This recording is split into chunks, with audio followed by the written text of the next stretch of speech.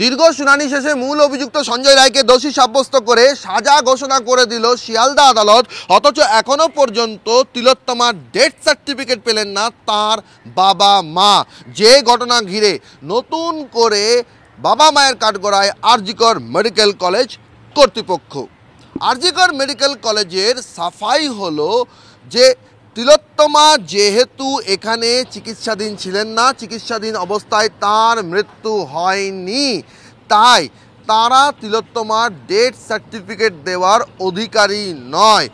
RG Kar medical college কর্তৃপক্ষের বক্তব্য, যদি কাউকে ব্রড ডেড এখানে আনা হয় বা এই হাসপাতাল চত্বরে যদি কারোর দেহ উদ্ধার হয়, তাহলে সেক্ষেত্রে ডেথ সার্টিফিকেট ইস্যু করবে কেএমসি বড় ওয়ান।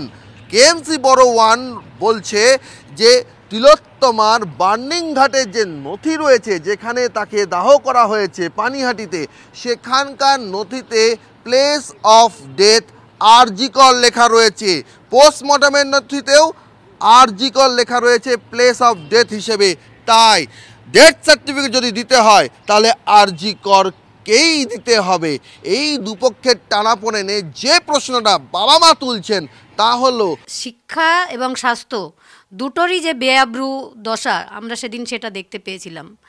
যেমন হসপিটাল কর্তৃপক্ষ, তেমনি সে তো আরজিকর ইনস্টিটিউটের ছাত্রীও ছিল, সেখানে তার যে ভিপি, তার যে এইচওডি, তারাও যে তার দায়িত্ব পালন করেনি। তারা তো ডাক্তার, তারা তো জানে যে এরকম একটা কেস হলে কি করতে হয়। আমরা তো জানি না, কারণ আমরা শুধু জানি পড়াশোনা করতো মেয়ে, আর আমরা শুধু কাজ করতে ভালোবাসতাম, তার স্বপ্নটাকেই এগিয়ে নিয়ে যেতে চেষ্টা করেছি সবসময়। আজকে তো মনে হয় আরজিকরে ভর্তি না করলে হয়তো আমার মেয়েটা বেঁচে থাকতো। ব্রড ডেট কী করে দেখাবে, এটা আমি মিডিয়া বন্ধুদের এবং সমস্ত দেশবাসী বিশ্ববাসীর কাছে জানাবো যে আমার মেয়ে একটা কর্মস্থলে ডিউটি করছিল, তার কাজের জায়গায় সে মারা গেলে সেটা ব্রড ডেট কেমন করে? সে কি বাইরে মৃত্যু হয়েছিল তার? এটা ব্রড ডেট কেন হবে? হসপিটাল কর্তৃপক্ষ কি এটা জানেন না? বা তার কলেজের যে ভিপি বা এইচওডি তারাও কি এটা জানেন না? তাহলে জানা সত্ত্বেও এসব গাফিলতি কেন হলো? কেন তার এইরকম একটা ডেড বডি দেখে সেখানে সমস্ত ডাক্তার যেহেতু প্রেজেন্ট, সেখানে কেন বলা হলো যে আপনার মেয়ে সুইসাইড করেছে? ওনারা কি একটা ডেড বডি দেখলে বুঝতেও পারেন না? না, তাহলে তখন আমার মেয়ে জীবিত ছিল।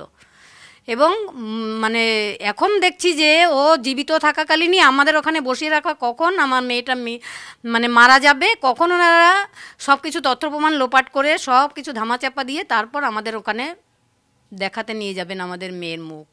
এবং সেদিন আমরা দেখেছিলাম স্নিপার ডগ নিয়েও আসা হয়েছিল ওখানে তদন্ত কোথায় কি করার জন্য, কিন্তু সেটাও আমি দেখেছি কোনো জায়গায় আসেনি সেই তদন্তে। এবং এখনও আমার মেয়ের ল্যাপটপ, মোবাইল, ওগুলো আমরা কিছুই পাইনি। এবং এটাও শুনেছি যে আমার মেয়ের ল্যাপটপ, মোবাইল, ওগুলোতে তার নিজের আঙ্গুলের ছাপটাও ছিল না। এটা কেন হলো? একজন ডিউটিরত ডাক্তার, সে ওখানে একজন সিভিক ভলেন্টিয়ার, সে জানলো কি করে সে একা ওখানে শুয়ে আছে? এটা পুরো হসপিটালের গাফিলতি, পুরো আরজিকরের গাফিলতি এটা। এর আগে আমি মৌখিক এমএসভিপিকে ফোন করেছিলাম একবার, উনি বলেছিলেন ঠিক আছে আমি চেষ্টা করছি তাড়াতাড়ি করে দেওয়ার, কিন্তু উনি যখন দিচ্ছেন না তখন আমি লিখিত একটা দরখাস্ত করি এবং ত্রিমির ব্যানার্জি বলে ওই হসপিটালে চাকরি করতো, আমাদের পায়ে এলাকায় থাকে, ওকে দায়িত্ব দিয়ে ওকে পাঠাই। তখন ও সমস্ত কাগজপত্র জোগাড় করে দেয়, যা যা আমাদের দরকার আমরা সমস্ত কাগজপত্র পাঠিয়ে দিই। কিন্তু এমএসভিপি আজকে না কালকে, কালকে না পরশু, আজকে বড় অফিস যাও, কালকে টালা থানা থেকে এটা নিয়ে আসো, এইরকমভাবে করছে। এবং লাস্ট উনি গতকাল কথা হয়েছিল ওনার সঙ্গে, উনি বলেছেন সোমবার পর্যন্ত আমি দেখছি। তবে যা পরিস্থিতি তৈরি হয়েছে উনি মনে হচ্ছে না যে উনি ডেথ সার্টিফিকেট ইস্যু করতে পারবেন। এমন মানে বিষয়টাকে এমন একটা জায়গায় নিয়ে চলে গেছে, ডেথ সার্টিফিকেট ইস্যু করা সম্ভব নয় মনে হচ্ছে। কারণ বড় অফিস তাই বলেছে যে এর ওপরে এই যে পেপারস আছে এর ওপরে ডেথ সার্টিফিকেট ইস্যু করা যাবে না। সমস্যাটা কি? সমস্যাটা হচ্ছে যে পলিশ হামাদ্দার যিনি মৃত্যু ঘোষণা হয় আমার মেয়ের, সেই মৃত্যু ঘোষণাই হয়নি। আমার তো এখন মনে হচ্ছে যে আমার মেয়ে তখন, যেহেতু 3.5 ঘন্টা আমাদের বাইরে বসিয়ে রাখা হয়েছিল, তখন আমার মেয়ে জীবিত ছিল এবং কতক্ষণে মরবে, মারা যাবে সেই যে অপেক্ষায় সিপি, এসিপি এবং পুলিশের অন্য কর্তারা তো সে ওখানে এভিডেন্স নষ্ট করছিলেন এবং অপেক্ষা করছিলেন যে কতক্ষণে মেয়েটা মারা যাবে, তারপর মেয়ের মা বাবাকে ভেতরে ঢুকতে দেবো, তার আগে ঢুকতে দেবো না, এরকম একটা আমার এখন মনে হচ্ছে, এরকম একটা উদ্দেশ্য ওনাদের হয়েছিল। মানে প্রথম থেকে ধামাচাপা দেওয়া হচ্ছে, তার একটা প্রমাণ এইটাই যে আমরা যে ডেথ সার্টিফিকেট পাচ্ছি না তাতে বোঝা যাচ্ছে। আমার মেয়ে যে ওখানে একজন ডক্টর ছিল সেটাই মনে করেনি। আমার মনে হয় এইসব মানে প্রত্যেক পরতে পরতে গাফিলতি, সবার গাফিলতি। এগুলো কি মনে করেছে যে এই সাধারণ একটা মেয়ে, একে মেরে ফেললে আমাদের কোনো দায়ই থাকবে না, এর বাবা মা অতি সাধারণ, কিচ্ছু হবে না। এবং সেই চেষ্টাটা আমরা দেখেছি প্রথম দিন থেকে, আমাদের হাতে টাকা দিয়ে ধামাচাপা দেওয়ার চেষ্টা হয়েছে।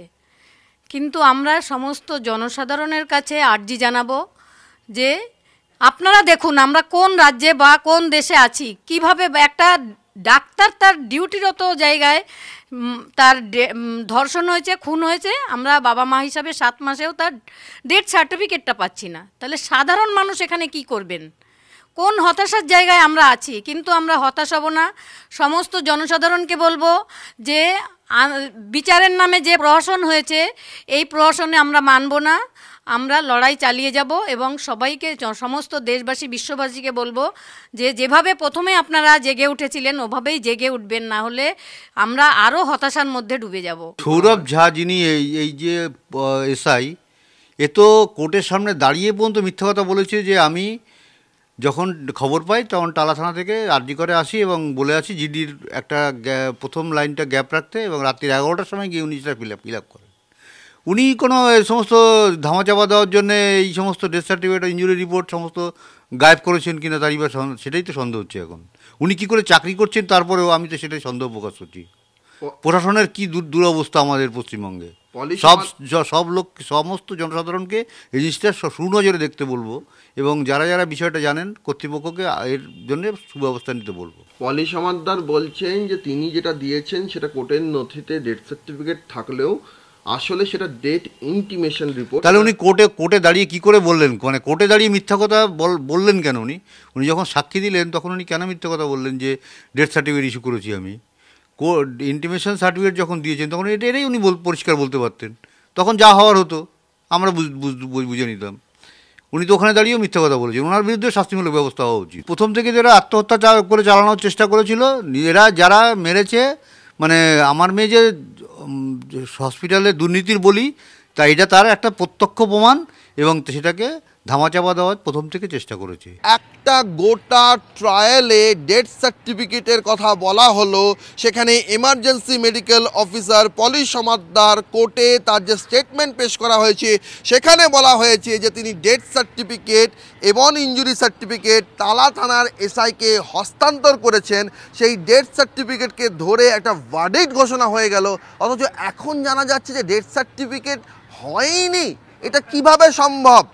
এমার্জেন্সি মেডিকেল অফিসার পলি সমাদ্দার বলছেন যে তিনি যে নথি দিয়েছিলেন সেটা death intimation report, death certificate নয়। তাহলে আদালতের নথিতে কেন ডেথ সার্টিফিকেটের উল্লেখ আছে? এর কি জবাব রয়েছে? এর সদুত্তর আরজিকর কর্তৃপক্ষ দিতে পারেননি। সর্বোপরি আরজিকর মেডিকেল কলেজ কর্তৃপক্ষ যে কথা বলছেন যে তাদের কাছে এই মুহূর্তে যা নথি রয়েছে সেখানেও এই death intimation report, injury certificate সেইগুলো নেই। তাহলে সেইগুলো কোথায় গেল? সব মিলিয়ে গোটা ঘটনা ঘিরে তিলোত্তমার বাবা মা বলছেন আসলে শুরু থেকেই যে ধামাচাপা দেওয়ার একটা চেষ্টা হয়েছে তার আরও একটা নিকৃষ্ট প্রমাণ এই ডেথ সার্টিফিকেটের জটিলতা। ক্যামেরায় মাখনের সঙ্গে সৌরভ দত্ত, টিভি 9 বাংলা, কলকাতা।